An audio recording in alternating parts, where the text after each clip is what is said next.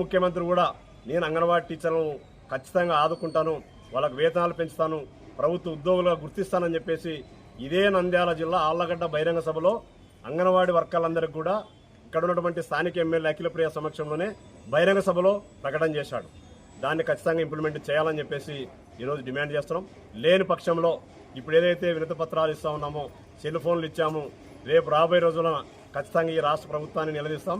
కార్మికులంతా ఐక్యమై ఈ రాష్ట్ర ప్రభుత్వాన్ని పరిపాలిస్తున్నటువంటి ముఖ్యమంత్రితో సహా మంత్రులతో సహా ఖచ్చితంగా నిలదీసి తమ హక్కుల సాధనకు మరో పోరాటానికి సిద్ధం అవుతారని చెప్పేసి ఈ రాష్ట్ర ప్రభుత్వం దిగొచ్చి ఈ సమస్యలన్నీ పరిష్కారం చేయాలని చెప్పేసి కార్మిక సంఘాల తరఫున డిమాండ్ చేస్తాం. జగన్మోహన్ రెడ్డి హయాంలోన జూలైలో మనకి జీతాలు ఇస్తానని చెప్పారు, అయినా కానీ ఏం జీతాలు పెంచలేదు. కాబట్టి దయచేసి చంద్రబాబు నాయుడు ఒక కాలంలో గుర్రాలతో దొక్కించినాడు.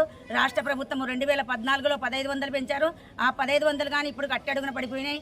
దయచేసి రాష్ట్ర ప్రభుత్వానికి ఒకటే అడుగుతున్నాము, మా కోరికలు నెరవేరుకుంటే ఉధృతంగా ఢిల్లీనైనా ముట్టడిస్తామని